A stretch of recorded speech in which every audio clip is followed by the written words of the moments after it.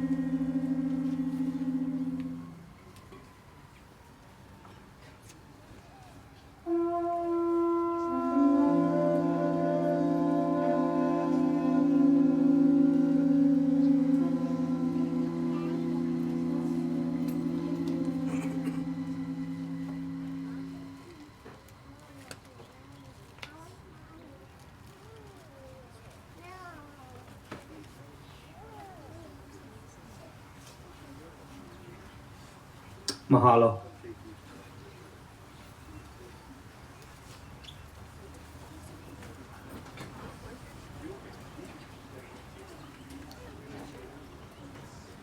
Today here, Saturday, March 4, 2023, we're celebrating the life of Uncle China Uemura, a great man, a father, a husband, a son, an uncle, and a blessed friend to many of us here in Hawaii and around the world. And it brings great pleasure for us to be here to remember the amazing accomplishments and achievements that he's done and to celebrate here with his family. We're here at Ala Moana Beach Park, a place where he spent a lot of time out here in the ocean and on the land, sharing aloha and sharing surfing with friends and family, as well as people that he didn't know. So thank you all for coming today. First up, I'd like to bring up Pastor John Miller. Pastor John is from the Wahiawa Community Church, and he'd like to say some things and open with a pule for us.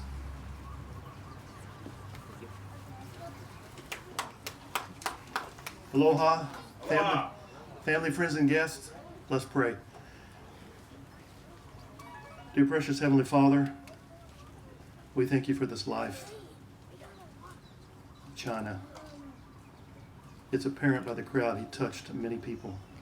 I pray that you be with the family today, that they will gain strength from hearing the stories and seeing the laughter, and you will have compassion and mercy on their mourning, because it is sad his passing. It's joyful where he went, but he's going to be so missed here.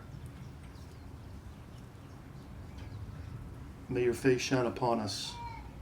May your mercy and grace and compassion be with us. In Jesus' name, amen. So Pastor Lori was supposed to bring an invocation, and she had to go to the emergency room last night. She couldn't make it, so she asked me to read this for you. She's from the New Hope Wahiawa Church.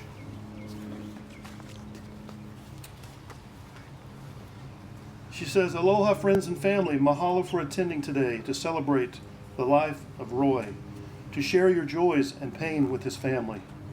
I pray the Lord will bless you and keep you today, that he will make his face shine upon you and be gracious. I'm sorry I could not attend to celebrate Roy's service. As we say celebrate, we take nothing away from anyone in this season of mourning. It has been said that mourning is the cost of loving. To celebrate is to sit in gratitude of that opportunity to love. So today let us cry and laugh together. Each of us came today with our own impression of Roy's life. As we share in celebration, we gain a little more insight into the fullness of his life." This is Pastor Lori speaking again. "I had the privilege of meeting Roy when he first began with Celebrate Recovery in Wahiawa. I am grateful to have been one of his pastors and friends, and for the opportunity to watch him grow in his relationship with Jesus. I will always remember his heart of love and consideration for others. He was old school, and he knew it, and so did everyone else. We would often kid about how he was akamai and humble. It was true because he was smart and humble. It was a great joy to see the joy that entered into his life when he received Jesus as his Lord and Savior. After Roy was on a mission to see everyone have a relationship with Jesus. It was clear the three most important things in his life were his kids and grandkids, his extended ohana, and Jesus. He had something good he wanted everyone to have. I know that continues to be his heart today, that folks would come to know Jesus. He once told me he met Jesus and now he is free. I know him as China. I met China 3 or 4 years ago. He walked into the Waiwa Community Church of the Nazarene, Celebrate Recovery. He came downstairs and he just did this. I don't believe in this God thing you're all talking about. But I'll listen. And he listened and he kept coming back.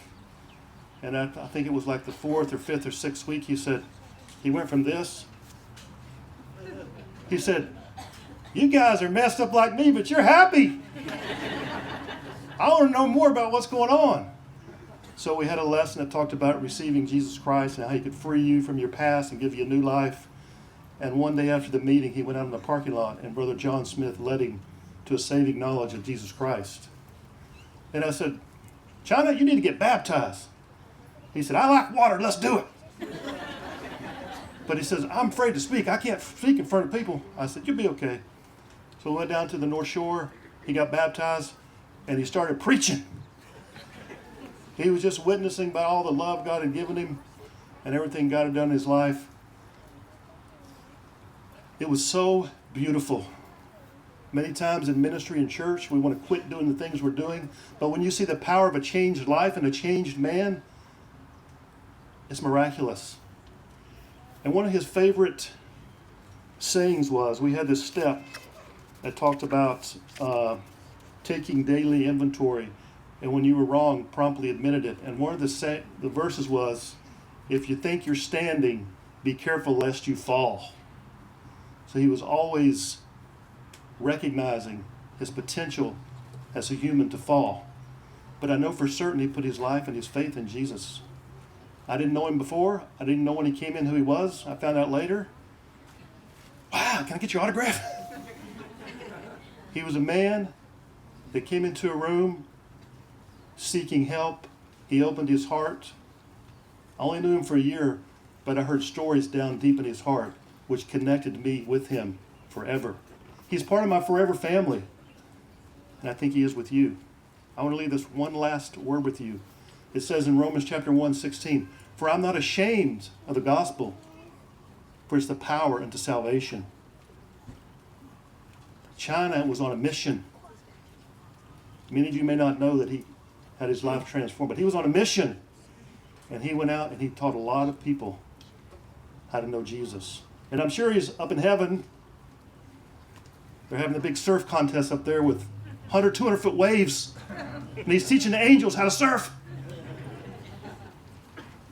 But he is certainly, according to scriptures, in heaven. And those who know Jesus Christ will see him again. So if you don't know that today and you want to talk to somebody that does, I'll be willing to talk to you or someone else. But I want you to laugh, cry, be ornery like China, hug the family, cry. It's okay to cry. It means we're human beings. Jesus wept. So cry, fellowship. God bless you and have a great day.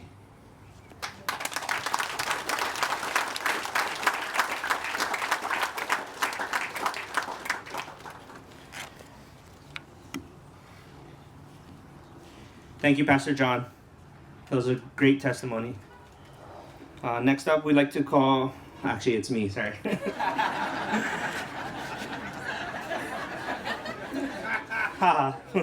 Okay, so I'm here to read Uncle China's eulogy, and a really beautiful thing about this eulogy is actually a lot of it he wrote himself. He spent a lot of time reflecting on his life, his past, his blessings, and it's a real pleasure to be able to read this.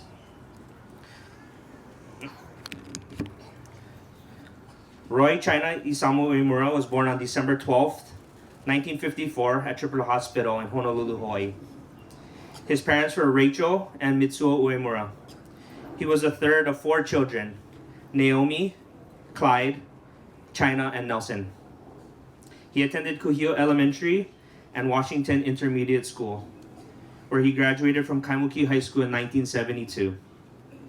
Uncle China was married twice and had 3 children from his first marriage: Leolani Aloha, who passed away as a baby, Kanoe-lani, and Kikoa. He is survived by his younger brother Nelson and his wife Donna. His children, Kanoe-lani and husband Justin, Kikoa and his wife Carissa, and his grandchildren, Cade, Emery, Loli, and Kaya. Growing up, Uncle China's sister Naomi helped raise him while his mom was away working. His dad was on a deployment in Germany during this time.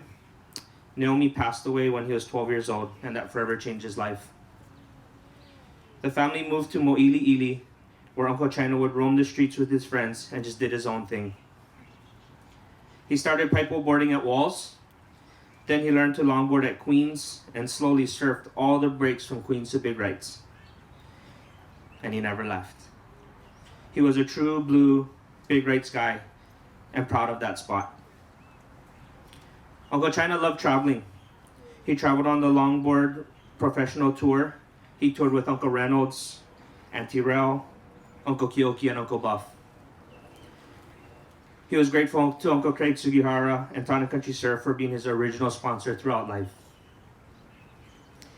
In the late 70s, Uncle China was a guiding force in starting the Honolulu Longboard Surfing Association and hosts a club at Ship's Galley. I'm sure many of you remember those times and those stories. In 1983, he started China Uemura's annual Longboard Surfing Classic, which took place at Kuhio Beach and ran for over 34 years. He donated the proceeds to charities like Big Brothers and Big Sisters of Hawaii, Shriners Children's Hospital of Hawaii, and the American Cancer Society. Over the years, his contest drew participants from all over the world.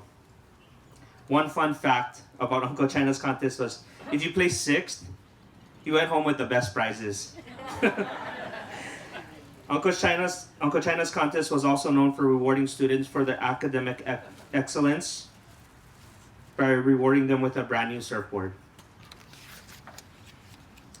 In 1996, he started the annual Wahine Surfing Classic, which benefited the Kapiolani Medical Center for Women and Children and the Sex Abuse Treatment Center. The Wahine contest ran for 30 years. That year, he also won the Eddie Aikau Waterman of the Year award. Uncle China worked at many local businesses, like Fiberglass Works, where he managed and packed the boards. It was said that he was the best board packer around. He also worked at First Break Surf Shop, Pub Yashinoki, Hoy Street Cafe, Magic Island Productions with the craft services. He also did security for surf contests on the South Shore. He worked with Auntie Myra at the City and County Parks and Rec. And he was also the warehouse manager for 808 Fire Protection. Uncle China enjoyed teaching stand-up paddle lessons for free here at Ala Moana Beach Park. For 3 years, Uncle China also held his annual Popio fishing tournament for his friends, and everyone caught a good time.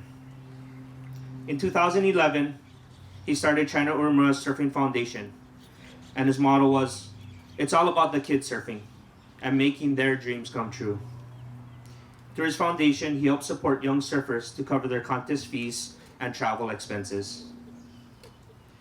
Uncle China was inducted into the Dukahano Moku Hawaiian Waterman Hall of Fame in 2013 for being a longboard and stand-up paddle legend. In 2019, he moved to Wahiawa, where he lived with Kanoe and her family. He connected with Celebrate Recovery and New Hope Wahiawa.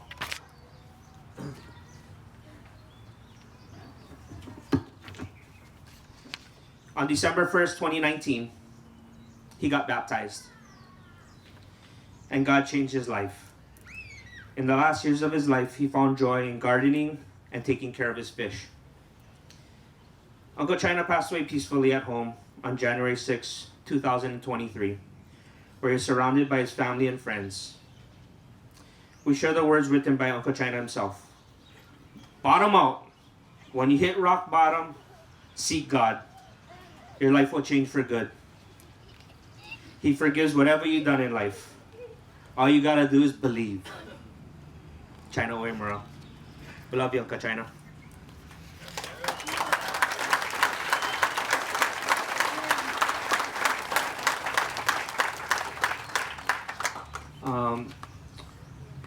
Next up, we'd have Uncle Wendell Oyaramori, if you'd like to share some memories.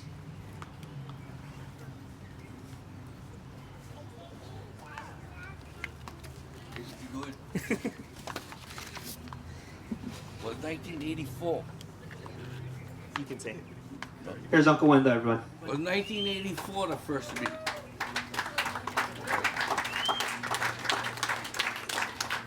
I don't like holding this thing. Okay.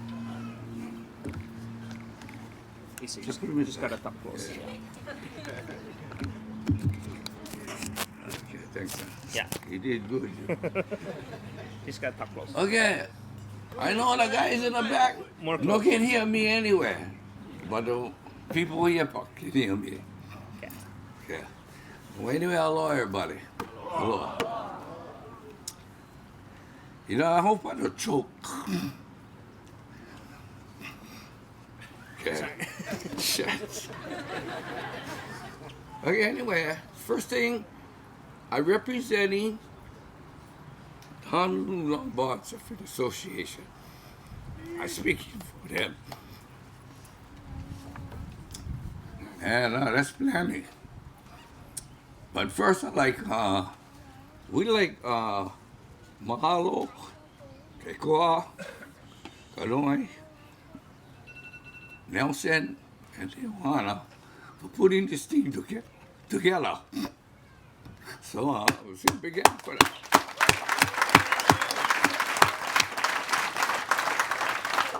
This is the biggest celebration of life we ever had over here. And we had plenty already. I hope you. They cannot hear in the back. Oh yeah. They can't hear in the back. Okay. Plus my voice stay cracking, so that's all right. Okay, so let me start with this. It was in the late 70s, I think, huh? And he went on tour, longboard surfing. He was young. And he come back. He tell me it went on win, you know, like that. I said, oh, you know, everybody all happy. And I think it was like about 3 years he's doing this, and one of the brothers, Peanuts, went with him. Reynolds was like all these guys, right? It was a wild bunch now. And then he made the club in 1981. He formed the Honolulu Longboard Surfing Association. And what it was all the guys that surf over here, big rides, concession, carts, and there was all these cliques. You know, not everybody got along with each other too.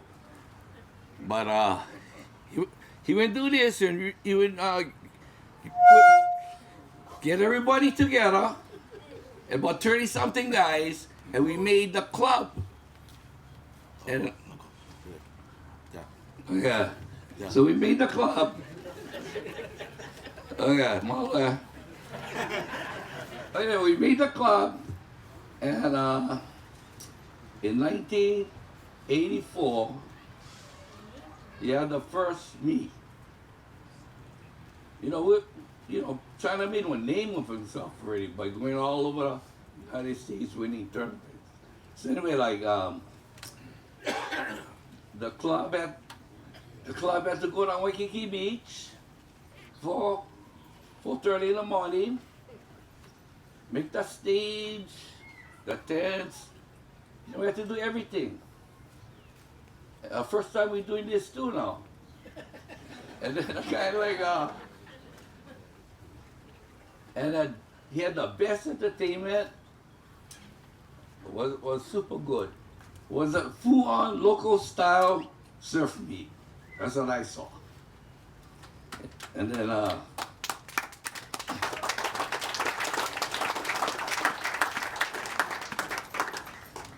then you know what? We had to bust the whole thing down, put them on the side, and next morning 4 o'clock we had to put them back up. But that was all used to be. But after I think that popular, shall I say, he had professional guys doing this stuff, you know. It was all well. And then, you know, his surf meets was just going on, and he lasted for 34 years. Oh, yeah? Yeah.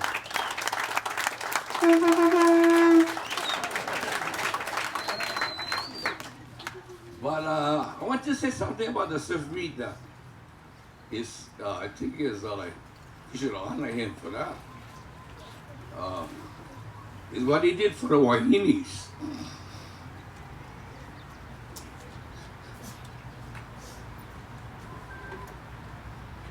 You know, I remember in the early time when the Queen of Makaha, Rella, son, came down to surf in the tournament. Yeah? And she was a legend already. Help China out, whatever. Yeah? And then, you know, the years go by, and who pops out? The small, howly looking Hawaiian Clarissa Mohawk. Wins this thing.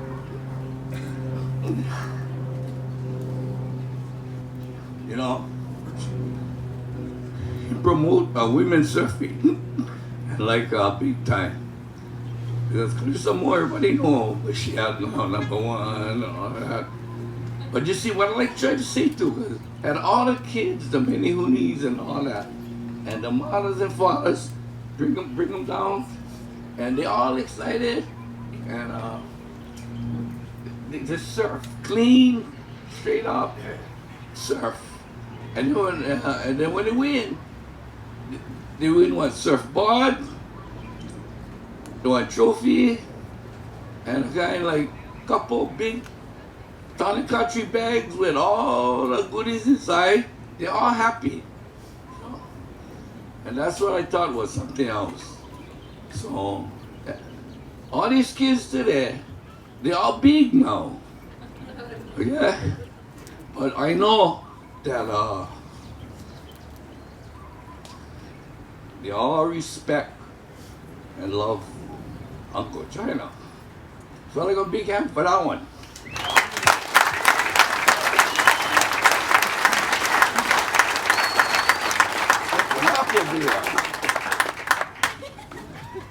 Okay, the last thing I talk about is the tree over there. They've been planning to us now. Okay. China was a guy that made the first celebration of life among the brotherhood and have the paddle out there. Because the guy, Brother Nelson Higa with Make, they would like make something.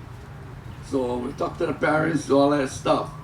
And trying to talk to the mother and father. And he take the lead. We make meeting. Oh, this is what we gotta do. And it happened. It was like unreal, you know? And then Brother Langs would die. And we did the same thing in China. Talk to the parents, then we get the meeting, and this is what we're gonna do. And that one, I swear, had about 300 people. Today we get 500 people here, the biggest ever. This doesn't happen at Ala Moana Beach. You see? Well, it started from back then, and all these days, everybody was so important at the time. And Lang's brother, Shad, had bought this small 3-foot tree, about 3 feet tall, with 3 branches on top. And we're gonna plant them. We're gonna plant the tree for Lang's. So everybody in the club, because he would bring the kind of full-on Hawaiian wood and ho-ho. So everybody would take turn, make the puka, and then put the tree. And as the tree, well, you see how big the tree now, but that became the memorial tree, Lang's memorial tree. They put one plaque up there, Lang's and Nelson. But then everybody else started dying. You know what I mean? And you know, it's sad too because we were still young. You know, in the 40s or that, kind of that. And it just happened. Brother Reed, Make, Brother Buzz, Make, Bobby Mendoza, Make. Until today, everybody, you know, so much we're losing. And as of today, in my count, we get 24 spirits in that tree, the Moana tree, okay? And the most recent, go back a year or so, was Makosaka, Andy, Hans Kane, Sister Tammy, Tamura, Brother Sal Akau, and Brother Sydney Agena. And China now could join the guys. So that's 24 people. And the tree is 21 years old today. And every year, it's been 21 years that we all gather at that tree on the marathon day and have a blessing. All those that pass. And we do it until today, the club. Which is getting smaller already. But we have friends, club friends, and you know, we have enough people have some very good potluck and share the blessings. Yeah. So I like recognize him for being the leader and comforting the families and the friends, the relatives of the person, and put out the celebration of life, because not everybody can do that. So I thought that was one of his greatness, his aloha that he would share to the family, and they need the family and stuff. So like a big hand for that one.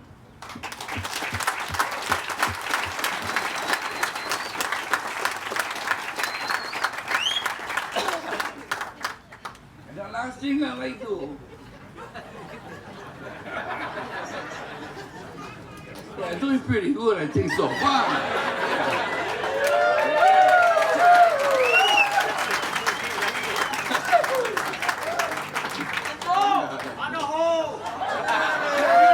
I don't sing anymore.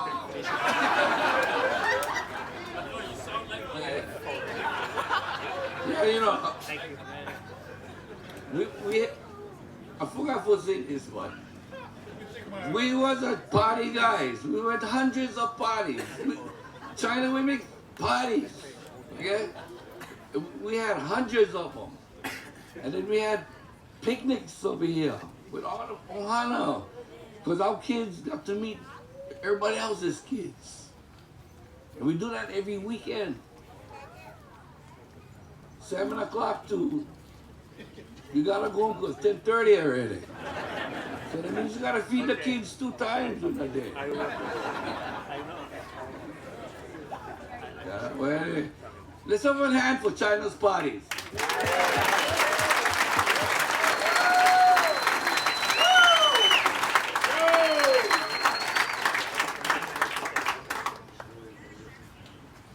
Yeah.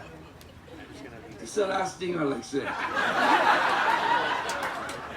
Okay, no, I'm serious on this. You know, I like everybody make one toast, but we cannot make one toast because we don't want the beer in our hand.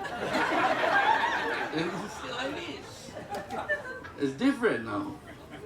So, I just like maybe when Hawaiian salute for brother, you know. So I like everybody stand up and face the tree.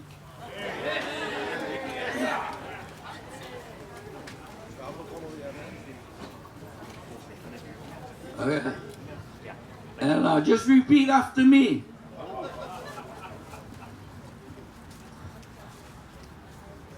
Imua. Imua. Lukai. Lukai. Onipa. Onipa. Ea, ea. Ea, ea. Okay. Aloha, brother China. Aloha.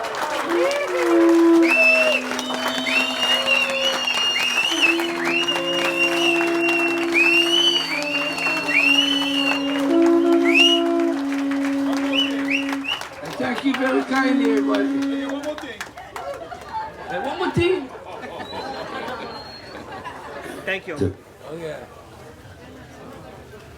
Hold on.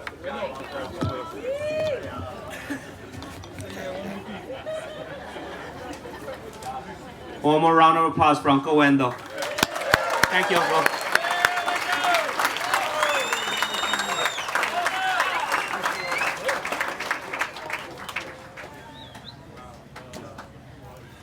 Next up, could we have Uncle Manny and Dwayne DeSoto come up and share a few words? Thank you.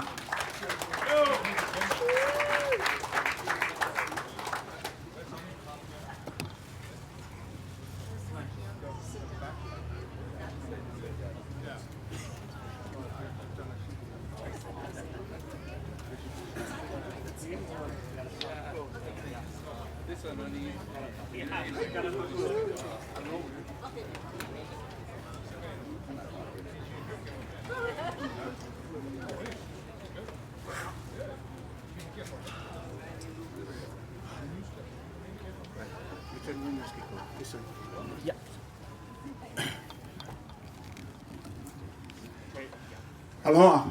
Aloha Hiaka. All right, China. We'll tell you, we'll take this thing back to the 70s. I came from Waianae when Levi Stanley was playing football at University of Hawaii already. So I got picked by Larry Price to go to over there too. And so we ended up, me and Levi, and we were still brothers from Waianae, you know. And to tell you the truth, I met China through Levi Stanley. It was at Varsity Avenue, right across Varsity Theater by Blue Goose. You guys know where Blue Goose is, come on. We used to run that place, you know that, right? Hey, you guys kind of act like that, you know. So anyway, Levi and China was living upstairs, and me and Colton Song, who my brother just, we left him to go to God about 3 weeks ago also, Colton Song. So we were upstairs, I finally met China, and Eddie Aikau was there. With Levi, he was still trying to like, what girl he want to check out, yeah?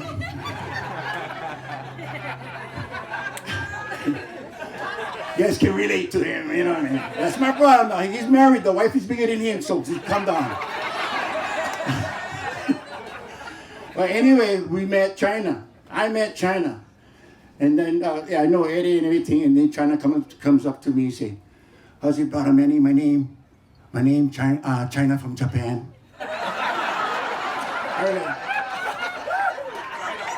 This guy serious or what? And you know, right there, I felt one kinship. Portuguese, wannabes. You know, boy, it was like around 1976, 77, like that. China showed me where to go, where all the Japanese hang out. So I felt real, you know, like accepted to Queen's Surf, the Publix, the Ala Canal. I had the local knowledge. And he was from Kaimuki. I love China, Roy UEMURA. And when we didn't have the football season going on, he took me to a lot of the places to surf. Big Rights is one of them. And I go, wow, China over here is good. Yeah, man, but you see these guys, I don't like them around here. So what you make me do? I don't like to say anything that may incriminate me right now. You know. But I gotta tell you guys one story, and this thing is real close. We have this Buffalo Carolina Surf Classic that's been running for 40-something years. So China was known all over except Makaha, because he never come and surf buffaloes. And only the best comes to Buffalo Surf Club, contest. Okay? So he started, I said, come on China, let's go. So the first year he goes, now you guys well know Buffalo is not off the lip, curl like that. You gotta do tricks. So in other words, you gotta think while you're surfing. That is hard for us Kanakas. Right there, it's like, it's a really burden already. So, and guess what? China, he only hang around Kanakas, right? So he goes to Macau and go, China, just go out there. You gotta do the Allen Ranch, the Uncle Grant's, the coffin, all these. He goes, what? No, that's only half. Let me tell you the rest. So he goes out, he surfs, he's waiting, the horn blows. He don't catch one wave the first year. He said, man, what I don't know what to do. I said, just do what I told you to do. I was trying to think and I missed the wave.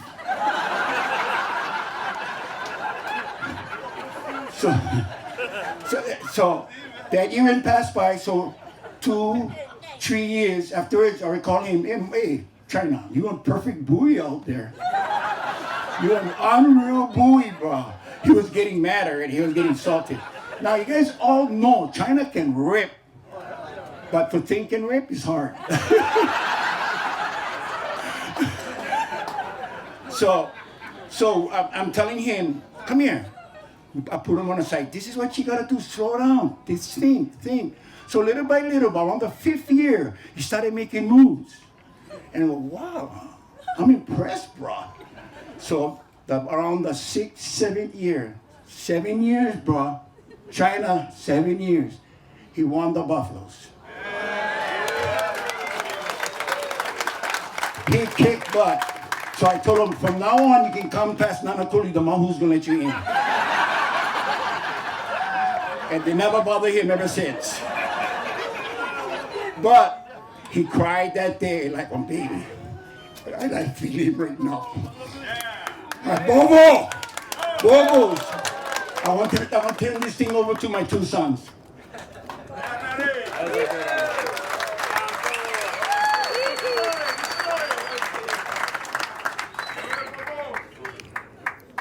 Yeah, that was awesome. Thanks, Dad. Hello, my kako.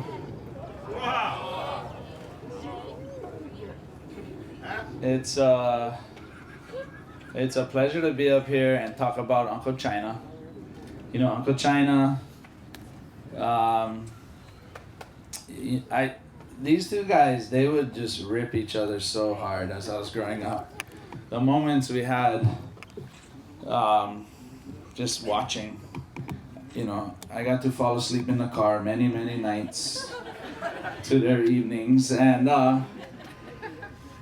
it's you know, between my Uncle Bruce and my dad bringing me into Waikiki, hanging out with Uncle China, Uncle Gil, you know, seeing the Beach Boys scene back in the early 80s, it was something special, because to see it change over time, you realize, you know, it'll never be the same, and the people will never be the same. But Uncle China, you know, 9 years old, I did his contests. Back then it was the 29 and under division, and it was different, you know, it wasn't as many divisions, but went out there, it was half a foot, so I did really good because I was against all the men on these tiny little waves. You know, Kanoi and Keikoa running around.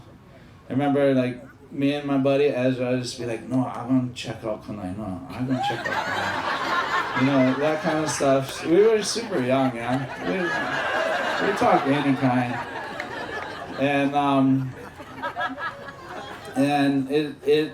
the thing that Uncle China did was he made surfing super fun, and I won my first surfboard in that contest because I made the semis, and then out of the blue I got this blue Hawaii Tiger, red striped Tiger Rail mini tanker. And you know, back in those days, I mean, I think that was my first brand new board ever. And being able to do his contests every year from that time on, it was this beautiful connection between being from Makaha and going to Waikiki, and it was all good.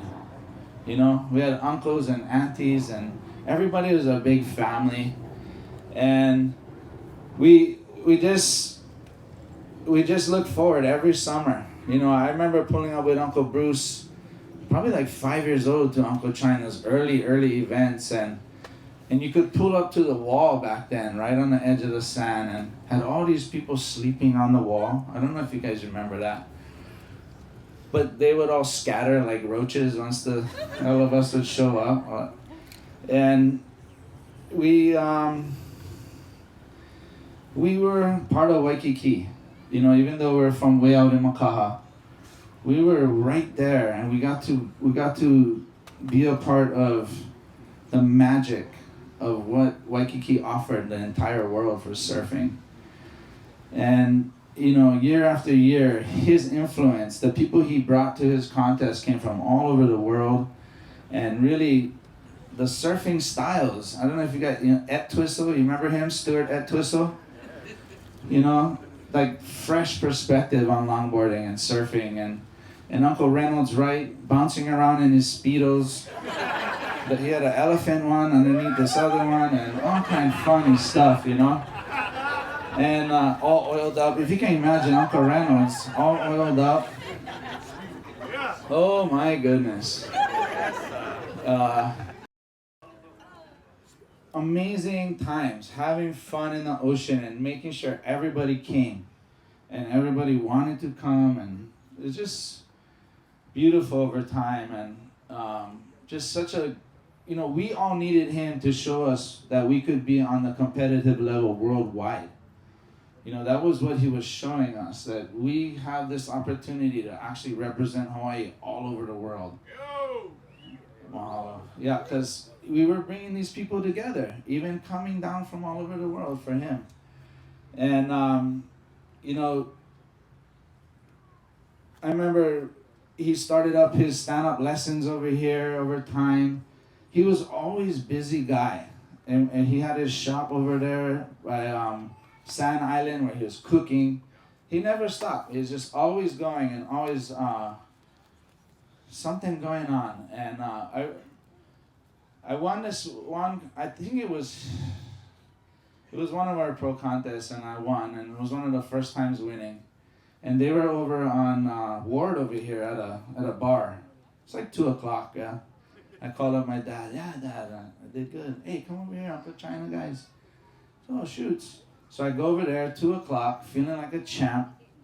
Walk in there, they got the cigars going, and everything. He's got the crown with the cap gone. So I'm gonna partake, right? I'm gonna be a big dog today. You know, an hour later, I'm in the parking lot vomiting. Thought I was a big dog for about 45 minutes with these guys, and you know, it's just classic. You watching these men be men, and I'll close out with this epic story. Me and my buddy Ez was walking around Waikiki looking for these guys, and they were in a little bar restaurant underneath the outrigger. And we walk in there, and you know, Uncle China's talking smack, Dad's talking smack, bang, bang, bang, bang. And Dad goes, you know, China, if any of my kids came out looking like you, I would kill them. And me and Ez look at each other like, whoa. Well, they're laughing, right? So, hey, we laugh too, but that was something as a younger, watching the level. So I took notes, you know, play with my friends like that, but it's definitely beautiful and hammer and kind and open and giving, and always just right here. everybody, gave to everybody, and made sure that we always knew that we were going to come together once a year at his beautiful contest, see the family and see each other and celebrate him, surfing, each other. So mahalo nui Uncle China, you know, for representing this place, representing these people, and forever and ever and ever be in our hearts and a reminder. He was aloha, so mahalo nui.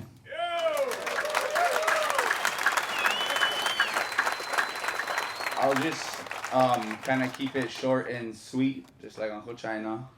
You know, the short jokes got passed around, but I just want to get us going and feel Uncle China with a little hip hip, hooray! Hip hip, hooray! Hip hip, hooray! And if you know the song, sing along.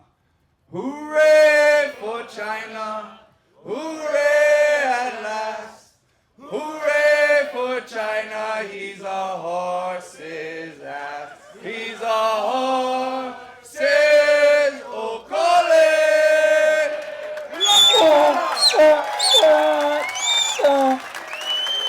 Love you, Uncle China, so much. I love you guys.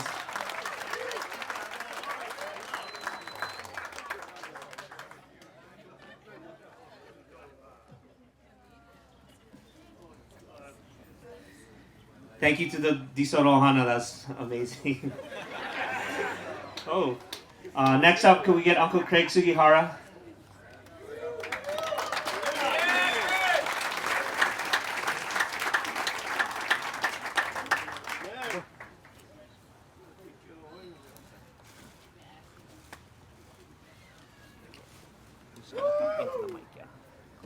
Testing. Can you hear me? Close to the mic. Closer? Okay, I'm the unwilling speaker that twisted my arm. This is more scary than getting caught inside a haliva.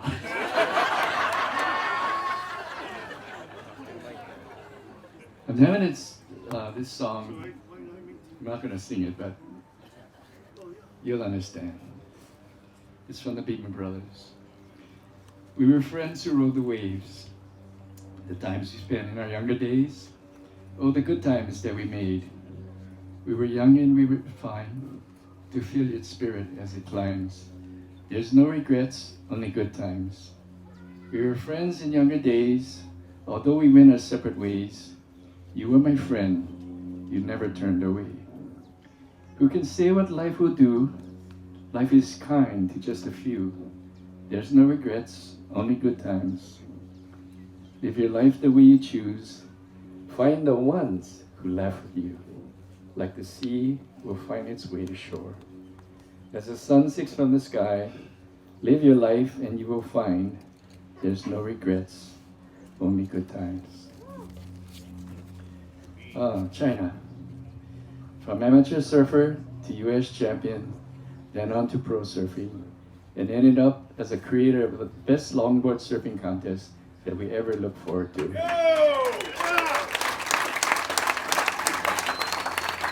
And his contest would always give back to the community. We all know that. As we all know, life is full of ups and downs, and China had the full ride. Whether you surfed with him, partied with him, or just knew him, he was a genuine giving person to a fault. To all of us who call him our friend, you know he got your back. To Brother China, we will all miss you. Cheers to you. Thank you.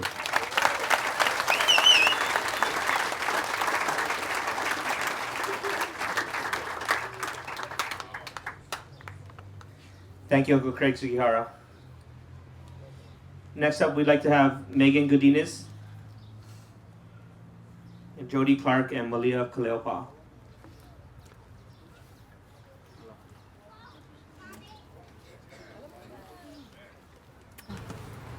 Aloha. Aloha. Aloha mai oko. I'm Jody. I got wrangled up here by Carissa. Mahalo, Carissa. But I would do it anyway because I love and have so much gratitude for Uncle China. Not only has he done so much for the community, His surf contests bring us together. We see everybody from the North Shore, from the West Side, the East Side, and he's basically responsible for me being able to see the world through surfing. I got to fundraise at one of his contests, and he matched what I made, and then he gave me a free surfboard on top of that to sell for spending money, and that's just who he is. So I will always mahalo him. I'll always be grateful for everything that he has done for not only the surfing community, but for women surfing, not just longboarding, women surfing. He basically made a surf contest for us. Shortboard, longboard, bodyboard, stand up when that came in, and team events. So he kind of pioneered a lot of that thing. He was really good at bringing people together through his contest. So I appreciate him so much for that. And fun fact, he used to have a bikini contest, right, at his event, and I was super young. And every year, either Uncle Reynolds used to win, or some other big brother, or Malia was a tiny little girl that won the contest. So I never realized that a bikini contest was won by like maybe girls sometimes. I always thought it was, when I went, there was another one we went to, I was like, oh, where's all the big uncles? Where's the big brothers? I didn't realize it was like a bikini contest for girls. Because Uncle Reynolds would always win in his red bikini bottom. So Uncle China, I mahalo you for that. It opened my eyes to new things. So mahalo nui, mahalo to Kanoe and Kikoa. And in true Uncle China fashion, even though he's an ancestor, look, he brought us all together. This is really beautiful crowd. So mahalo nui, mahalo the UEMURA family. Hui ho.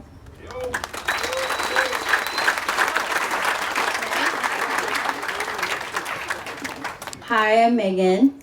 Wow, I gotta go after that? Jeez, okay.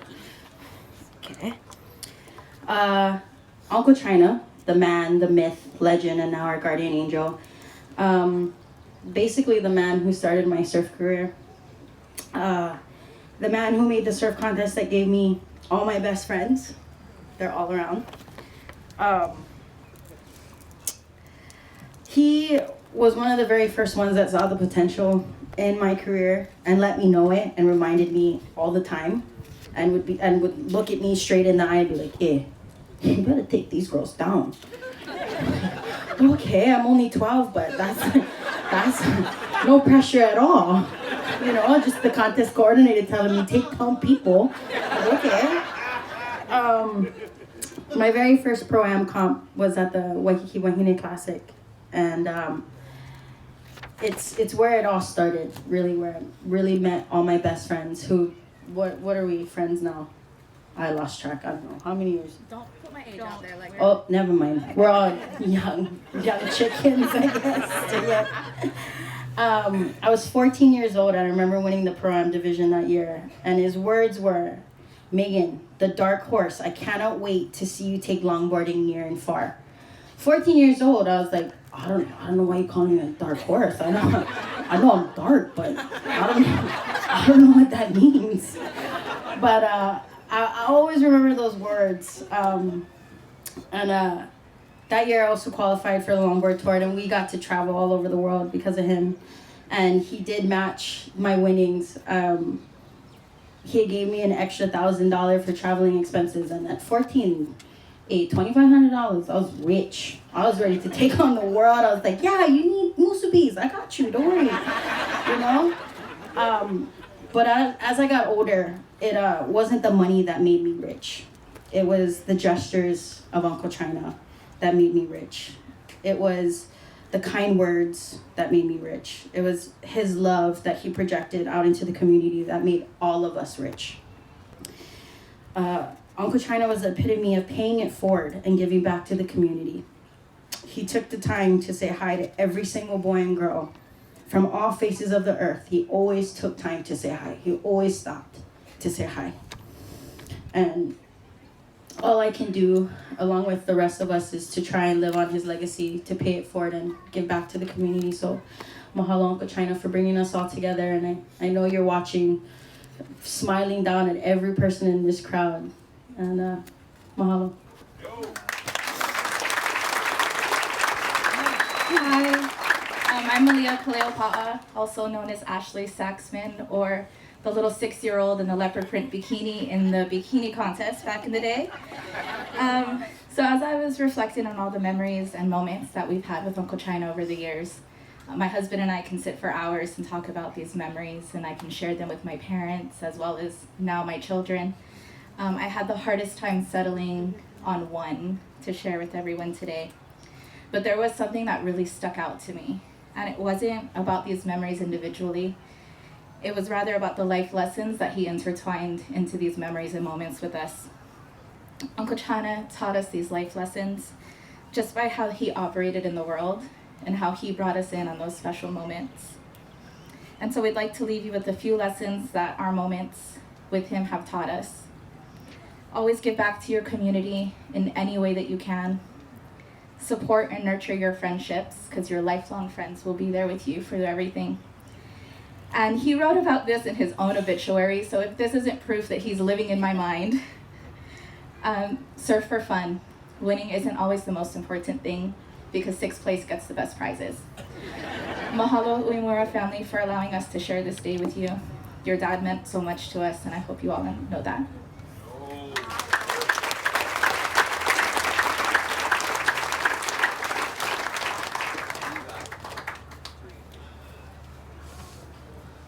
Mahalo, Jody, Megan, and Malia. Next up, we have Uncle Butch Pereira. He's gonna give us a closing pule.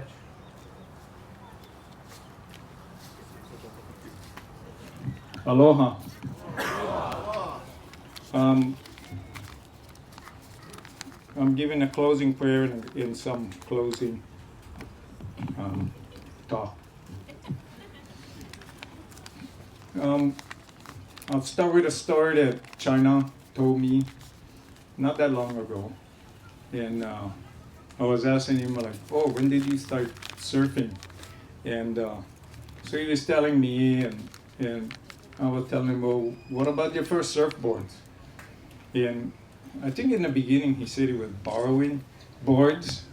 And then I was like, well, what about your first nice one? And he was saying that I think he couldn't remember the brand, but he said, and I think it was Surfline for the old timers, if you remember down the street was Surfline.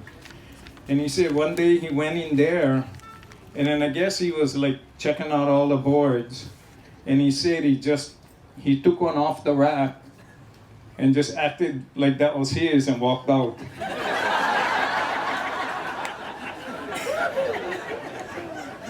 Right? And I was thinking about it, I'm going like, only he could get away with that. And he was one of a kind, no doubt. Right? And some things that I want to say, and a lot of stuff came up. I was thinking about him, and I was going that the word that kind of came in my mind was ambassador.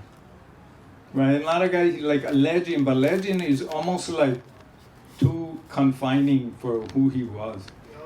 And I think he really was an ambassador of aloha all over the world.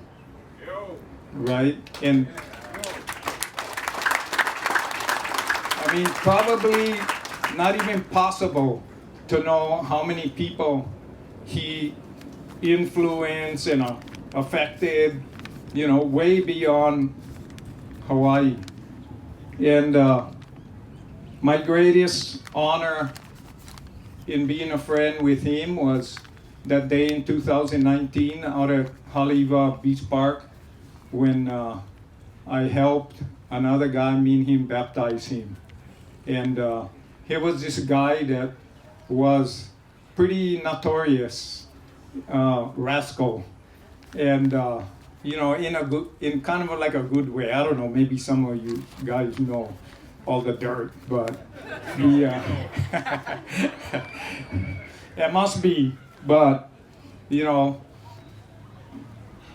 I seen this guy who I'm guessing, and what little bit I know, most of you know a lot more about him than I know, that he'd been through thick and thin, right? He started off kind of down on the bottom, and, you know, he had his high points, you know, his victories, and he had his defeats and all of his challenges. But that day, his life was changed, and he was, to me, like he had peace in his heart, you know, and something for us to consider when we think about him, his life, all that he was and he did, and, you know, good and bad, right? Just like all of us here. We all got the same story, right? In one way or another. Not as exciting as China's story. And the Bible says, if any person is in Christ, they are a new creation. The old is passed away and all things made new. So for China, all the things that day, baptism, and what they do is they dunk him under, right? And the old China, the kind of like part not too good, gets drowned, right? And then he comes up. That's the meaning of baptism. When you come up, it's the new China. And I got the picture on my phone, and the smile is amazing. You know, like for him, like a new lease on life during, you know, a really hard time in his life. For us, you know, just like this, and I have talked at other memorials, and this whole day is in honor of a pretty amazing guy, you know, and what he did with his life, and just his passion to help, you know, kids, and especially the ones that kind of grew up like him. That's pretty amazing for him to accomplish all that he did. And but I want us to think about it, because this is a good time to think about him and to remember, right? And who he was, how he lived his life, the things that he accomplished, and the things that was the passion on his heart. In the Bible, it says to teach us to consider our mortality. Okay, so China's life, he was born, you know, and he passed away. And that's everybody here. Look around. That's our story. That's going to be each one of us in our time, right? We don't know when that's going to be. It says to teach us to consider our mortality and help us to realize how quickly this life passes. And I always like remind myself about that, because I was thinking, like, I wish I could call him Uncle China too, like Jason, but I'm actually 1 year older than him. So, and but you know what? When you get older, you have the benefit of hindsight, where maybe most of your life, you know, is behind you already. And I'm kind of thinking, and because this is China's day, you know, for each one of us, no matter what age you are. But when you're older, the end is closer than when you were younger. But for all of us, it's the same thing, that we don't want to waste the life that we have here. You know, we don't want to like go and get caught up in all kind of other stuff. And everyone, and I'm sure everybody here almost, been to a memorial service like this, right? And it's always the same. Everyone is always the same, and it comes down your whole life. You're the president of the United States, or you're like nobody, or you're China. It all comes down. You know what I mean? And everybody here is connected to him. He touched everyone that's here. You know, look around how much people get. You know, and his life touched everybody. But we want to think about that with this guy, that he got this many people that are family and friends. And think about, we want our life to touch as many people as we can also. One thing that I wrote here, be like China. And just him, how he gave out. What he had, he gave out. You know, and easy to, I do that all. I don't know if I'm not even remotely close to how he is so giving.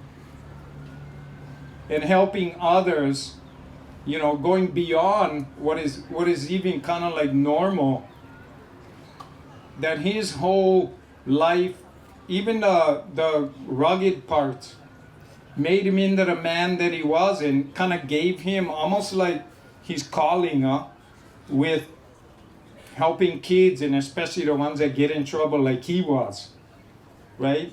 So he used kind of the rugged parts of his life as his motivation, and motivated him to do what he did.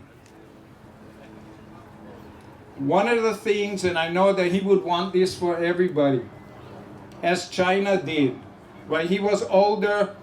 You're never too old to commit your life to the Lord like he did. And you don't have to be in trouble or rock bottom, you know.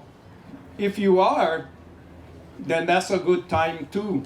But when things are good, right? Our lives come down to what's right here. Your relationship with God, your relationship with your family, and your relationship with your friends. That's the most important things you can do in your life. Sometimes what happens, right, is that you're away. You're away, maybe today, you're here, right? You heard what the pastor said in the beginning, and how China, like, somehow showed up at that church. And the message made sense to him and his life changed. Or maybe you're away from your family. Maybe there's some trouble there, you know, or your friends, some kind of trouble, and you're not talking to them, or there's, you know. But you know what? Today is a good day because we don't know if we got tomorrow. Right? We don't know if they got tomorrow. And if that's a couple of things that we do for China, consider the Lord and where you stand with God. And the second thing is, you know what? Appreciate your family and your friends. No trouble is worth not talking to each other. You know, not hard to patch it up. And you don't want to wait until they're gone. Okay? Why don't we pray? Lord, we thank you so much for China and Lord, his life and just what was said today. And Lord, I'm sure that's just like a little part of this man and the life that he lived, the places that he went, the people that he affected and touched and helped. Lord, we do thank you that we can come here today and honor such a great guy. Lord, and we do pray that you would help us to not, you know, months from now forget about him his accomplishments. Lord, we ask that you would work in our hearts and make us better. Lord, help us to rise above our situation as he did. Lord, and help us to be as giving as he was. Lord, we thank you that for each person that's come here, Lord, to join in and to be one group in honor of such a great God. And we ask these things in Jesus' name. Amen.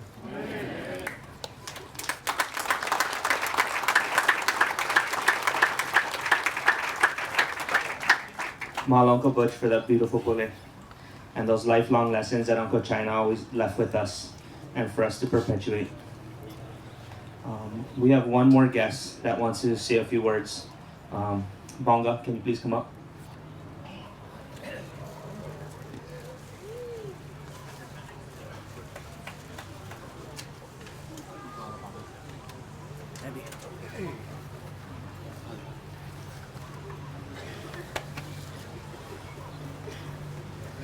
Aloha kako.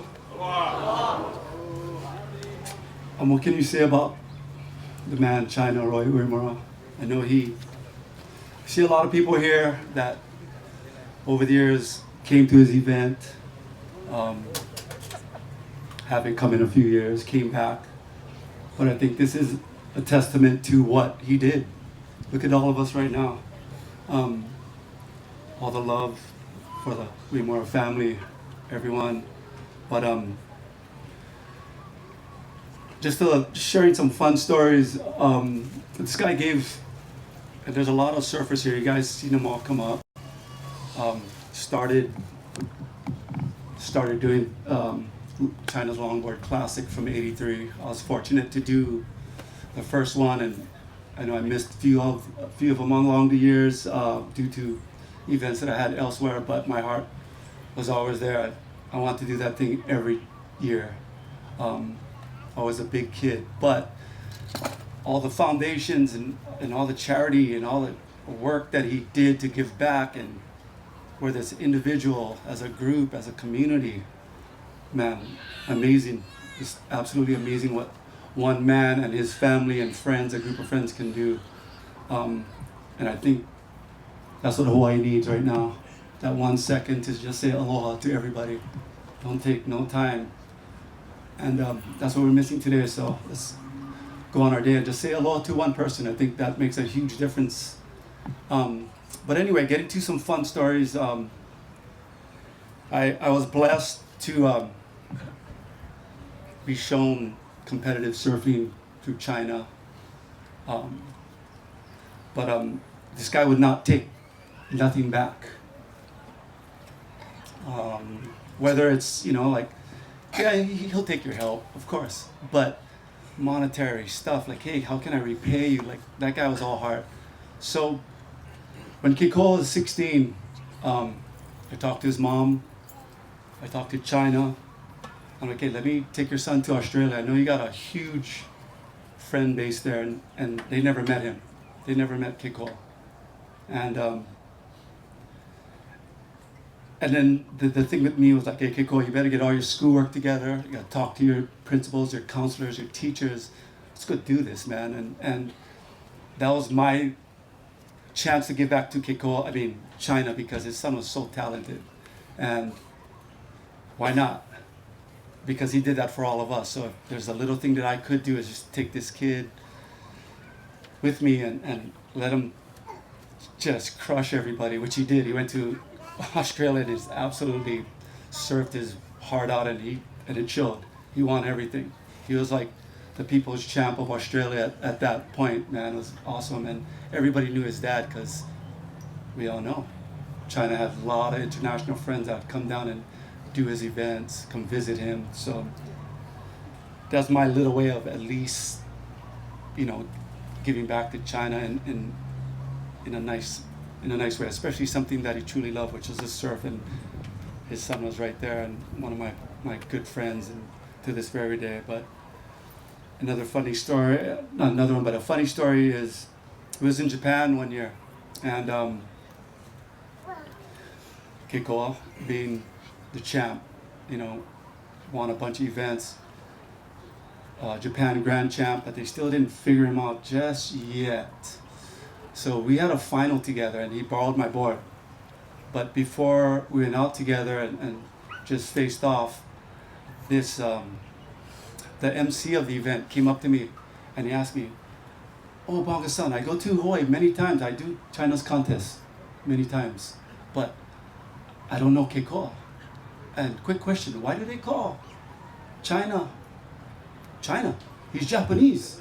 I'm like, I don't know if I can put it, I don't know if you would understand me if I told you the story with his broken English and my broken Japanese, but we started cracking up. And then he also asked me like, "Bonga-san, I hear you guys talking, and why do you call keikoa taco neck?" I'm like, "Oh, brother, long story, but if you want it, you're gonna be on the, it was live feed, streaming around the world," and I'm like, "Okay, I'll give you one." So I told Toshi, I'm like, "Hey Toshi, it's not taco like Japanese, octopus." He's like, "Oh, it's like Mexican taco." And so he was all confused. He's like, "Mexican taco? Yeah, you know when you eat your taco, you gotta turn your head. And that's why everybody call him taco neck." "Oh, okay, Bongi-san, I got it. So they call us up for the finals, and I get to surf against one of my good friends. He's using my board. He bought a board from me because he broke his board. And the funniest thing, throughout the whole event, every time keikoa stood up and caught a wave, "Oh, taco neck!" and the whole beach would just light up. All these Japanese fans would just light up, and it was so funny. And I hope China was watching, because man, I was laughing in the heat. I could barely surf. So, long story short, keikoa ended up winning on my board against me. But the times like that, it's comes back to his dad, because I think that's the only way that we relate, because my dad surfed with China and went to all the bars with all you guys' dads with China. Davy Jones' Locker, back in Kaka'ako, you name it. And so I was the product of that, and so is a lot of the young kids. And for me to give back to China is to have fun with this guy and to bloodline, whether it was Kanoi or keikoa or, man, I just want to thank him for all those memories and for getting Hawaii surfing to where it is today, single-handedly. And we miss you, we love you, and mahalo everybody. Have a beautiful day. Don't forget to say aloha to somebody. 1 second.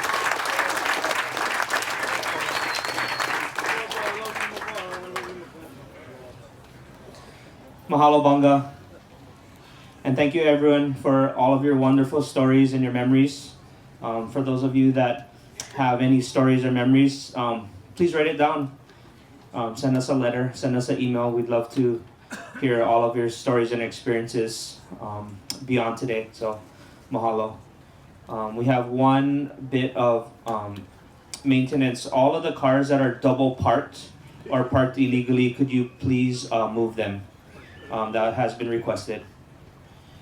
And also, lastly, we like to have Kumuhula Lee James Ha'o. Lee is gonna help and go through how we're gonna close out today's ceremony. Oh, I'm sorry. We're actually gonna have the thank yous first. We're gonna have Kanoi and Keikoa. Thanks, Kanoi. Sorry. Sorry, I know it's getting kind of long. So my dad actually wrote his own thank yous. And first of all, we'd like to mahalo all of you guys for just taking the time out of your busy schedules and coming here to celebrate him. Okay. This is for my dad. He would like to mahalo Craig and Linda Sukihara, my lifetime sponsor, Lucky of 88T's sponsored me 34 years, and a beautiful and wonderful lady. Aikau Ohana and Foundation members, thank you so much. Gavin Hasigawa and Ohana, you are the best. Leighton Kapana and Ohana always got my back, bro, through the hard times and the good. And Uncle Craig Tengan, you were always there for me when I was in a deep ditch. Alan Hoshino, Roland Kurata, and the Bovos, our other fathers, Uncle Levi, Uncle Cal, Uncle Saul, Uncle Des, and of course Auntie Myra. But we've also, so we like to thank everyone that's been, helping us with all of this. Mahalo for all your kind words, your prayers, just everything. Like it's so overwhelming, and we love all your stories that you guys have been telling us, that your special memories of my dad, how you met him, how he's touched your lives. So we'd like to thank all the city and county workers of Ala Moana Beach Park, Auntie Marie for being there with us through Dad's ending part of his life, Auntie Diana and Kiana for helping us get the permits, Wade for designing the program and flyer, Aaron for making all the stickers and the banner, Bobby, Higa, and Kyle for the t-shirt and sticker design, Brady for doing the live stream, HawaiiGoLive.com, and Koch for flying in from San Diego to take all our pictures, Kevin and Kaipo for the sound, Rico from High Finest Graphics for printing all the shirts, Kumuhula Lee James Ha'o, and everyone that just shared all the special memories, Uncle Wendell, Uncle Craig, Uncle Manny, Dwayne, Megs, Jody, Malia, Pastor John, Uncle Butch, Banga, the Fujinaga Ohana from Wailua that's gonna feed us today, our family, the Okuhara Ohana, for helping us with the signing tables, and everyone that had flown in from Japan, from the mainland, from the outer island. Mahalo so much. Like, you guys don't even know how much this day is, oh my gosh, I have like no words to express, but we just like to thank you guys so much, and please stay and fellowship and talk story. Dad just wanted this day to be a fun day with all his friends, his ohana, and just have fun at the place that he loved and surf, So please, we're gonna have lunch after too, so please stay. Yeah.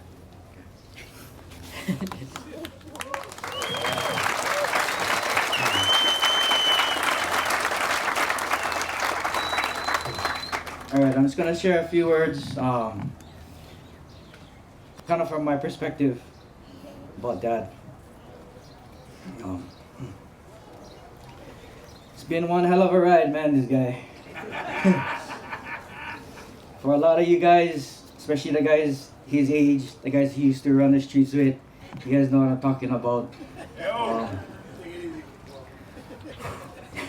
I don't know all the stories, so don't worry. But, man, this guy's been through the good, the bad, the ugly, and then back around again. I mean, he's been through it all, and when he went in, when he fell at home and he got hurt, and the neighbor's kids found him, it was like, bro, you have like 100 lives, because there's so many times throughout his life that something could have happened and he would have been gone a lot earlier. But thanks to Kanoy and Justin and the pastors, they got Dad.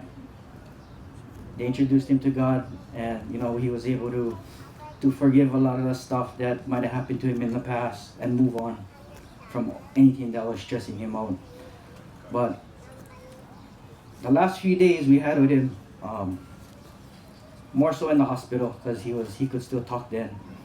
You know, he would always tell me when I was either me or Kanoy in the hospital, alone with him, and he would always tell me, I'm so sorry. You know, he said, I've been such a bad dad. I wasn't there. But, you know, there is a lot of times where I wish when I was growing up that he was there, you know, maybe he was doing other stuff, but the thing with Dad is he spoke through his actions. Like you hear a lot of your guys' stories, everyone that came up. Everything we learn is from actions that we saw him just do naturally. And so I was trying to think of what to say, you know, I was like, okay, we gotta say something. We can't just say thank you, right? So I gotta say something. So I was like, okay, I gotta think of something, and all these memories coming through my head. And so I was like, okay. Dad was telling me sorry he wasn't there for me, you know, for a lot of times. And, you know, he had a lot of missed times with me and us growing up. But so I was thinking, okay, I'm gonna let him know three things that I learned from him without him actually teaching me, but just watching him whenever I was with him. I might be repeating myself because a lot of it was said already, but that only solidifies what I'm saying, that everyone else saw it too. So the first one is he had a lot of friends, obviously. I mean, if you look around, I don't even know how much people is here, but this is probably only maybe half of the people that, you know, would want to be here. Some people are overseas and could not be here. So every time I would travel, any place I would go, Japan, like Bongo was saying, Australia, guys would come up to me, oh, you're China's son? I was like, oh, yeah, oh, nice to meet you. You know, I know your dad. You know, he's such a nice guy, blah, blah, blah. I was like, oh, right on. And after a while, it's just one of those things. Guys come up to you, oh, I know your father. Oh, right on. Like, oh, I know your father. Oh, right on. Like, and I'm not going to remember anybody's names because there's so much names to remember, you know. And one thing he always told us growing up was when we were little, my parents separated when we were small. So him knowing that we would be with my mom and my grandparents, he'd always say, hey, you guys better not screw up because I get plenty eyes. Better not do anything wrong because I'm going to find out. And obviously looking around here, this guy had plenty eyes on us. It was crazy because every time we go surf to a different beach, north side, west side, like, oh, you China's kids, or you China's son, oh, hey, tell your father I said hi. You know, we got older, we go to the clubs, we go to the bars. Now the bouncers telling me, oh, look at my, oh, you China's son, oh yeah, bang, no need pay, oh, hey, right on, take some. And then the bartenders and the waitresses is like, oh, yeah, I know your father, this and that. I was like, oh, man. And it's still happening to this day. So the amount of friends he had was just mind-boggling. I mean, the amount of friends he had was crazy because this guy is not, by all means, he's not rich. He was never rich. Sometimes he might have acted like it when he was in the bar buying everybody's drinks. I don't know how he paid for it. I don't want to know. But I can tell you right now, this guy was not rich. When Dad passed, I told Connor, okay, so we got to look at, you know, the logistics of things. Okay, how much money did Dad get? I was like, oh, shit. Everybody would get a bottle of water and thank you for coming. But yeah, I mean, you know, all of you being here, the fact that he no more money, I mean, not no money, but he's not rich, you know what I mean? That you guys loved him for him, and strictly that shows me a lot. And that's something that I learned from him, is that to be friend rich is way better than be money rich.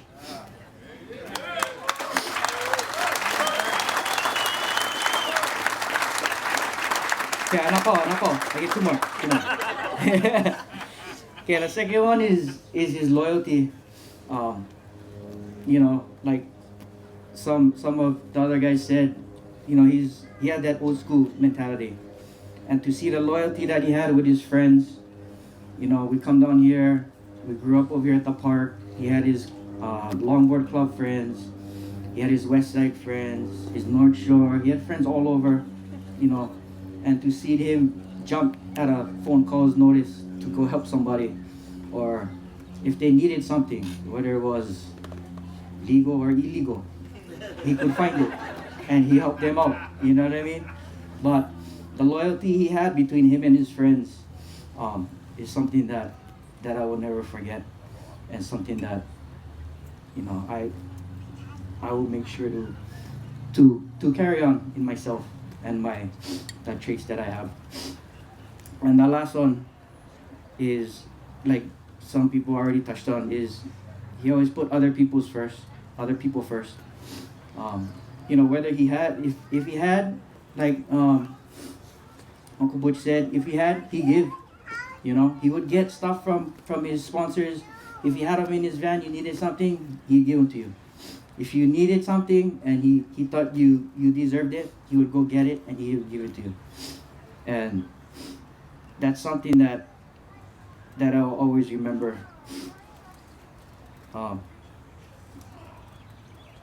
After he passed, we started getting a lot of messages on social media. A lot of people we've never met, I didn't even know, but they would share their stories with Dad. One story that really stuck out in my mind was a friend of his from elementary time. I guess they were neighbors living in the same apartment, and they were like, I think the guy said he was like a couple years younger. He might even be here. If you are, please come say hi. But he said, you know, your dad from day one would walk him, because he was smaller, he was younger. He would walk him to school and home from school every day.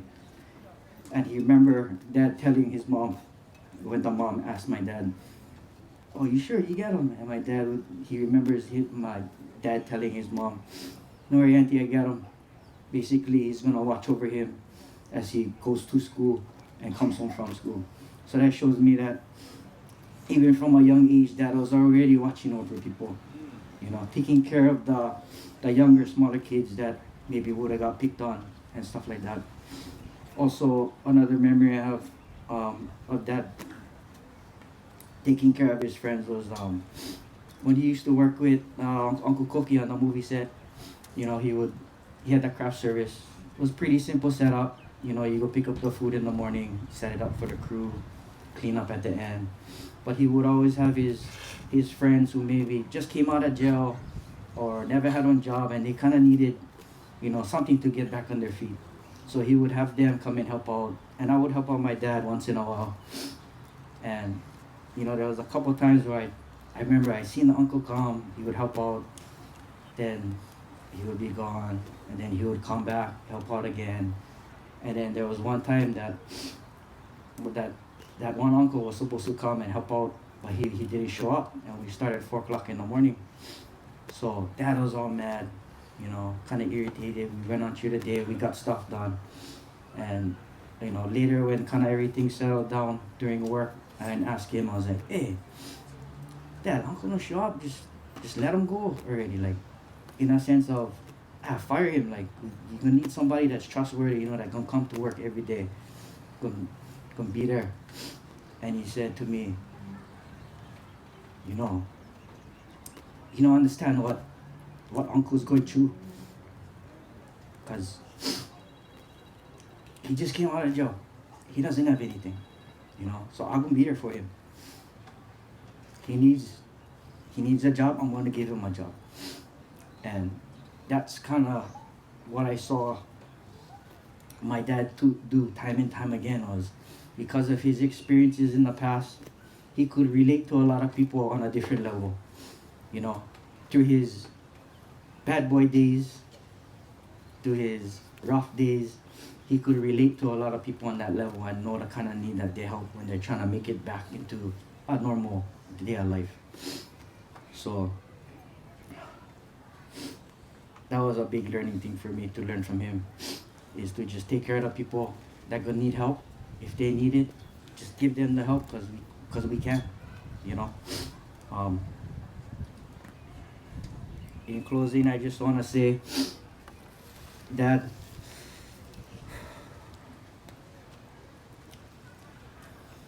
we'll carry on your legacy as best we can for the years to come.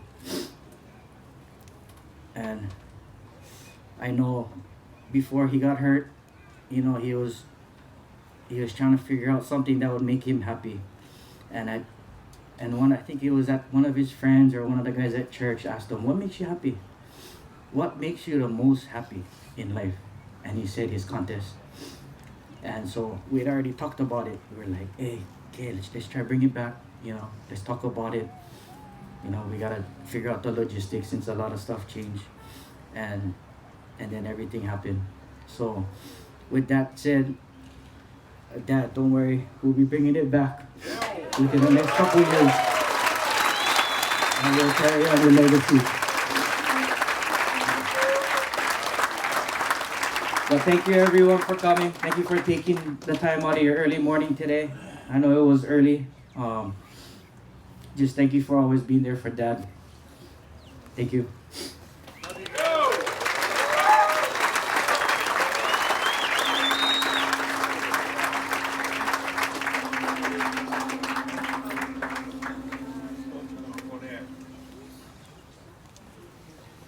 Aloha.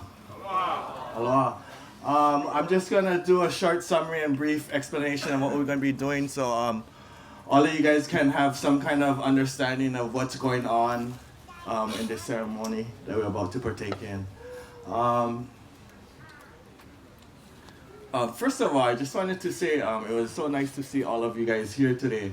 I come from the time of Bonga Perkins, and during that time, we all looked up to him, and he was beating the guys like Lance Okan, what, 15 years old. I can say that now because Lance is behaving today. But that was our time when we were kids. I mean, you young kids here, I see Kaniela Stewart here. That was our Bonga, and Bonga was our Rabbit Kikai, or whoever the generation before that. So mahalo for that. What we're going to be doing today is we're going to be sending out Uncle China in his va'a that he created. The first oli I'm going to be doing for you folks, for this place, Ala Moana, for this beach, for the ocean, for the wind that is blowing in our face, is Kauka Hali'a. Kauka Hali'a invites everything up from the mountains. Come join us Makai people here, us ocean people here. We're going to do something very special right now. The second thing that's going to happen is you're going to hear these girls oli. Their oli is just to tell this place, tell this wind, tell all of you guys and Uncle China who they are and where they come from, what family they come from Hula, and why they belong here right now. The hula we're going to be doing today is kumako. It's about a va'a, more than a va'a. It's about Pele and her ohana coming from Kahiki, all the way from Kahiki in one canoe. And in this canoe, they had all their family in this canoe. Young ones, old ones, everybody was inside. One very important one had one unborn baby inside this canoe. They had to get all the way from Kahiki, all the way to Hawaii in this canoe. And everybody had to get there safely, because everybody had kuleana once they reached this islands. They had kuleana to make this place special, this place that we call home, yeah? So with that being said, Kamoali'i, Pele's oldest brother, was a master waterman, a master navigator. He was the best at his time. He took charge of that canoe and sailed that canoe all the way to Hawaii. Just before they made it back to Hawaii, it was a long journey. They was getting slammed by waves, little ones, old ones.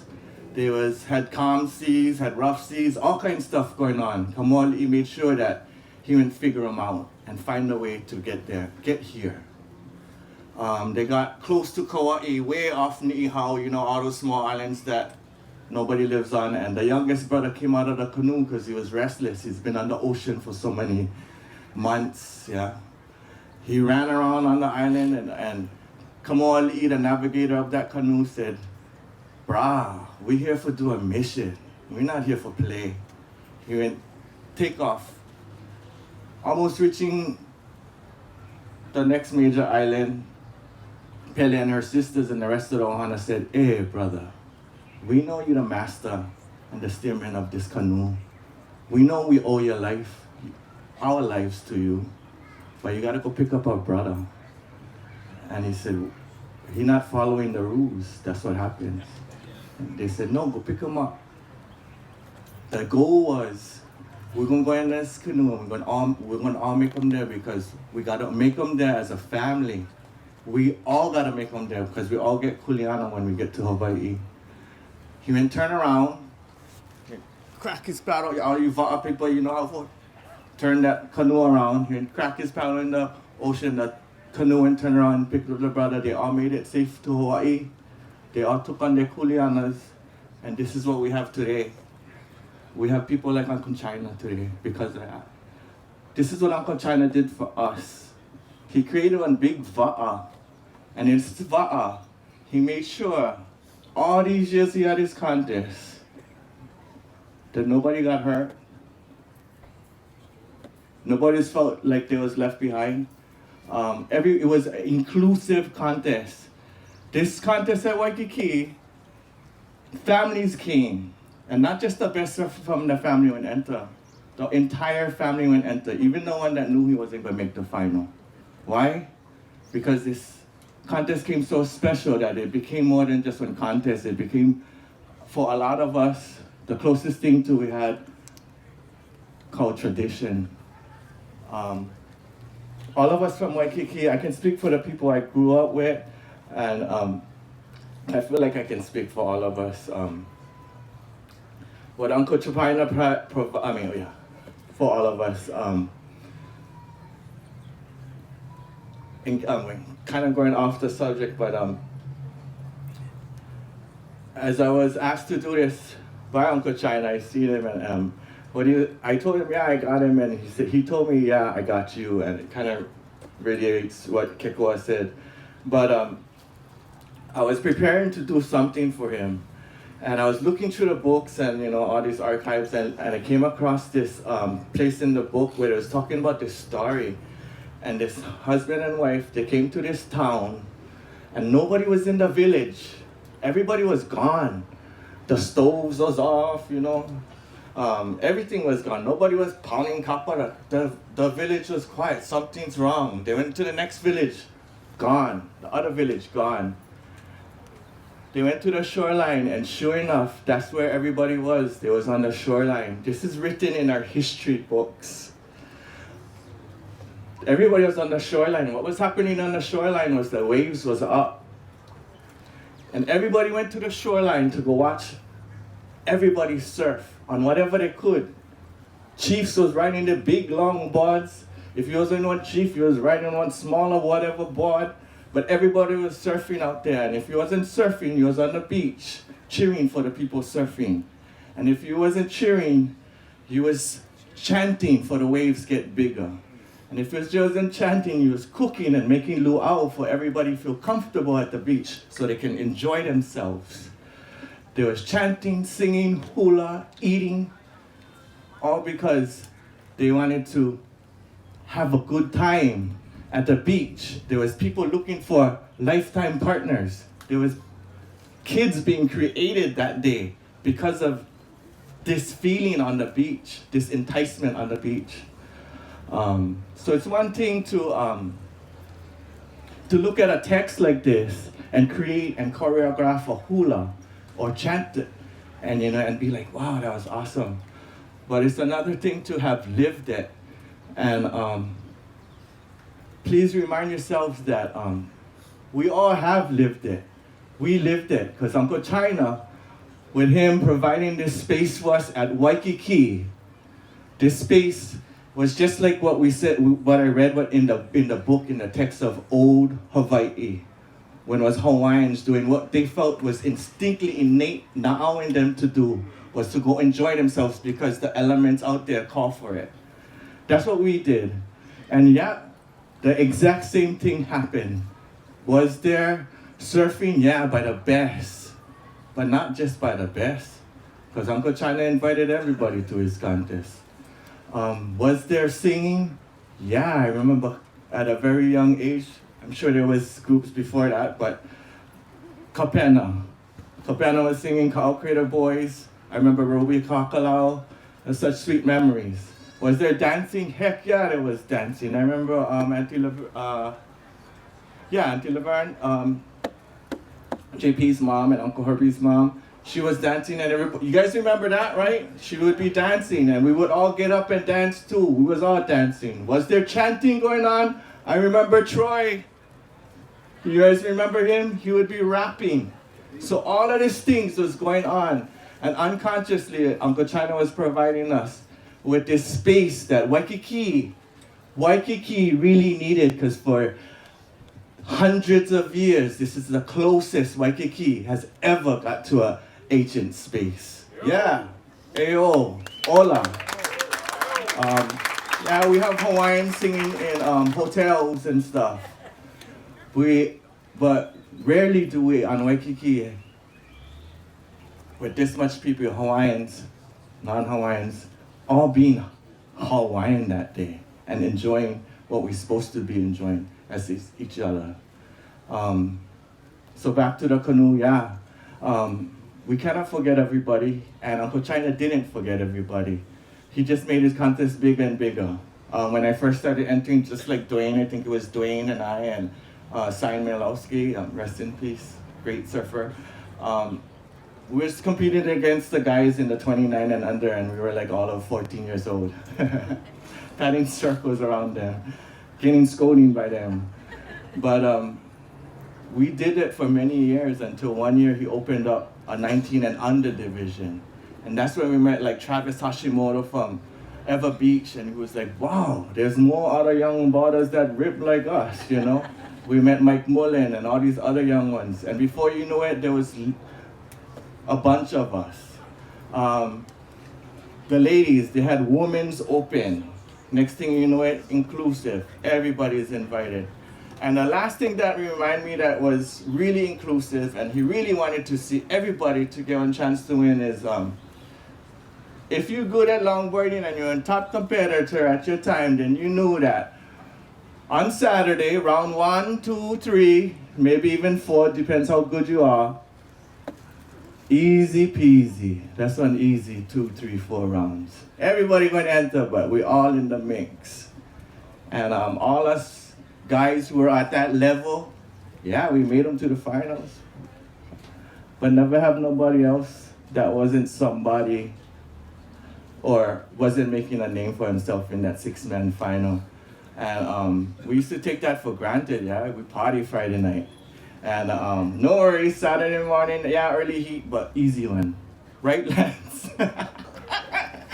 And sure enough, Uncle China went teach us on really good lesson, because Saturday morning, I remember rolling up, getting there 7 o'clock, no need to even practice, you know, no need to go in the water, no need to practice, get them.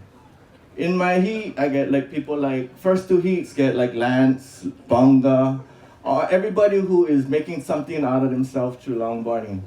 First 2 heats stack, the best 12 people in the contest. Yes, and that was Uncle China's way of saying, bruh, my contest is not like everybody else's contest.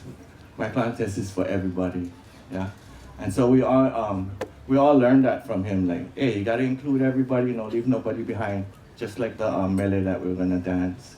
The last thing we're gonna, the second thing we're gonna do a procession to the beach. And when we do that, I just wanted everybody to participate in this. We're trying to make this canoe his canoe, go to the ocean and go to his, you know, to where he's supposed to be. And I want everybody to lend their leos, your voices, and if we can all say, it's a really easy one, hoi, hoi, hoi, kava'ae. Hoi, hoi, hoi, kava'ae. Yeah? And so we can all get that, and then we'll all go help him take his canoe that he created out for us to the ocean. When we get to the ocean, we're going to do the most important hula, which is a hula ma'i. And this hula ma'i is for procreation. You know, we all know what that is, but more importantly, it's to make sure, or to, yeah, this mele ensures that his legacy will be way more fruitful than his physical being, yeah. And we got to give that to these people who have the kuleana of his legacy.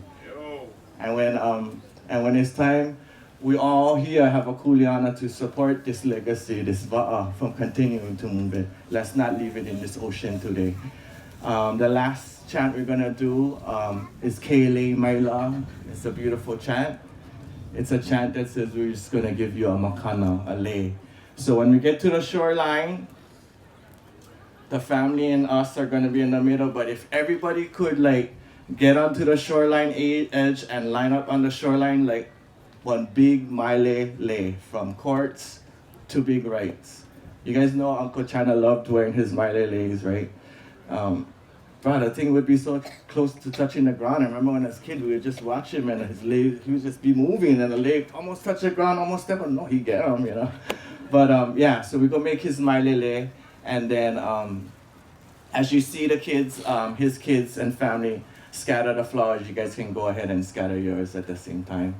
They're gonna come back and we're gonna join hands and sing Hawaii Aloha as one maile on the shoreline. Got it. Chee-hoo, let's get this stuff going. Right on. Aloha. Kahalia e I kamanawa e hia mo e koho alana o e hala ulani o hoakale I mehe manu e kanine I te a irige alono I kumale hue I kumoho ki e la I luna iu o ia me o e la I kana hele hele I hoaka na no ia hivi alono hoi mai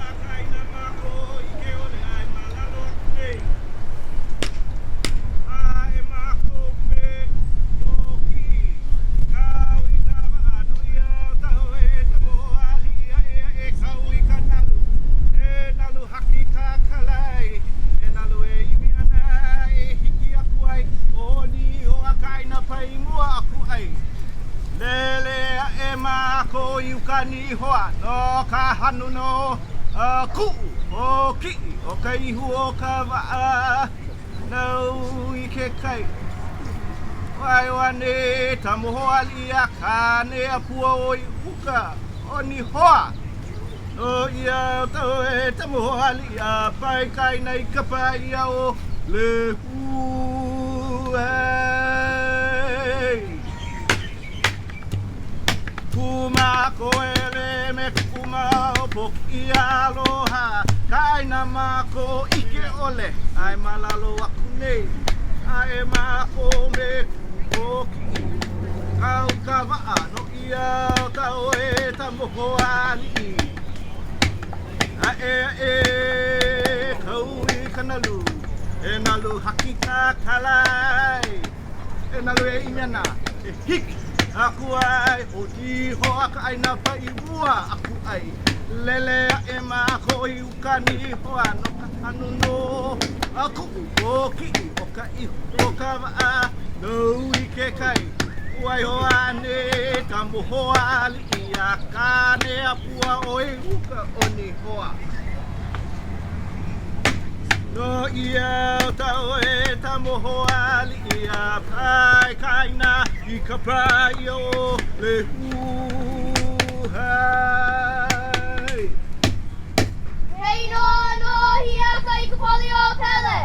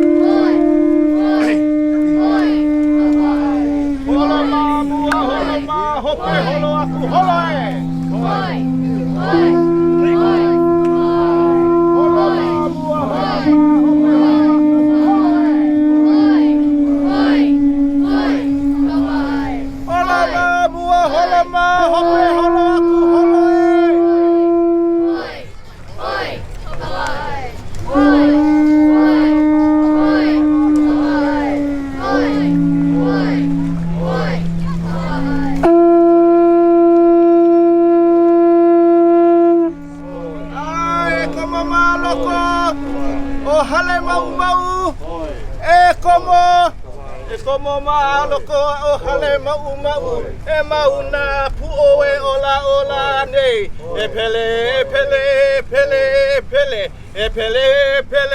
ua ina hou e komo mahalo ko o hale mau e mauna pu'o e ola nei e pele ua ina ku Pau, uha ma'i o kala ni ani. Pau, uha ma'i o kala ni ani. Pau, uha ma'i o kala ni ani. Ei no ano hia kai ka pole o pele.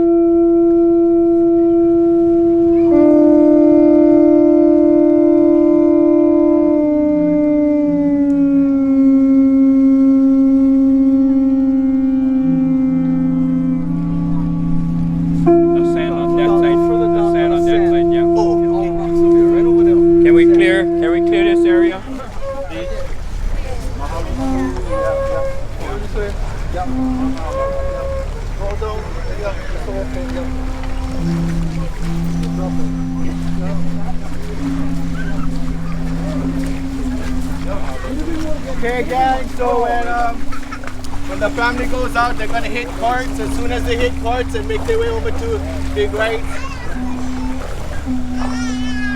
and I'm done chanting, then you guys can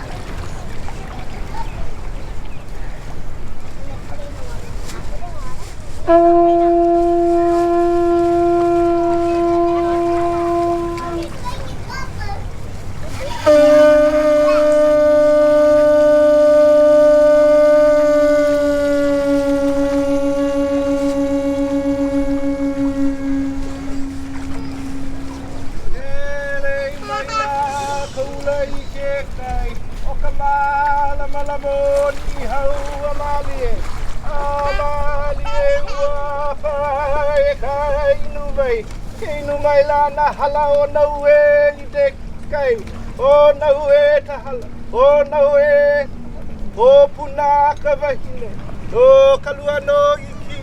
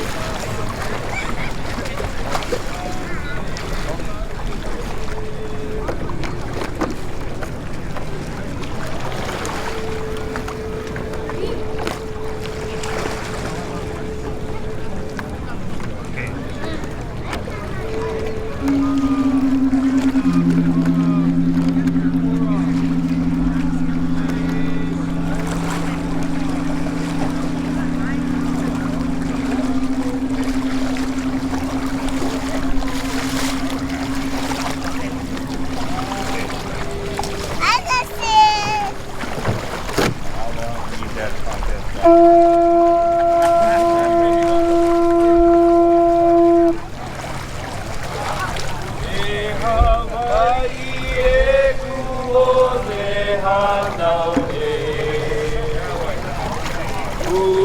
Uone kulai vine Olino au ina pono lahi o E Hawaii aloha e E haoli na oki o Hawaii e oli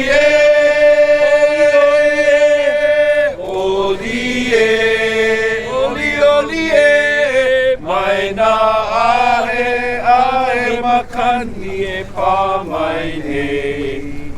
mai nei, mau ke aloha, aloha.